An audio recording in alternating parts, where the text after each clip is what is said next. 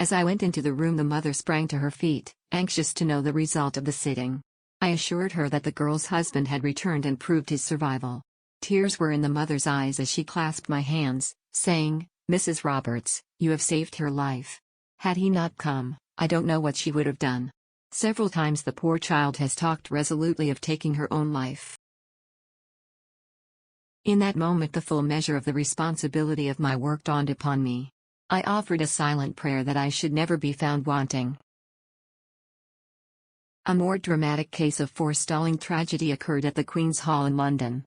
I had been giving a demonstration of clairvoyance when, in obedience to Red Cloud's prompting, I pointed to the back of the packed balcony. There, I addressed a man, begging him to see me before he left the hall. When the meeting was over, a steward came to say the man was asking to see me. "Please bring him here," I said, and turning to Mr. Hannon Swafer, who had been talking to me, I told him I should be glad to have him witness what I proposed to do. The man came in a minute later, poorly dressed, dejected looking, one who had clearly known better days.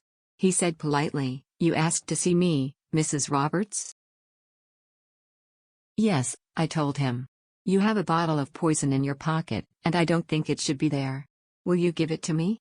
At once he began to bluster. "Poison," he said. "I've got no poison." "Yes, you have, and for no good purpose." I held out my hand for it. He looked at me steadily for several seconds and then shrugged his shoulders.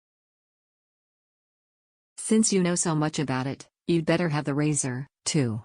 He handed over a small bottle of prussic acid and a rusty razor.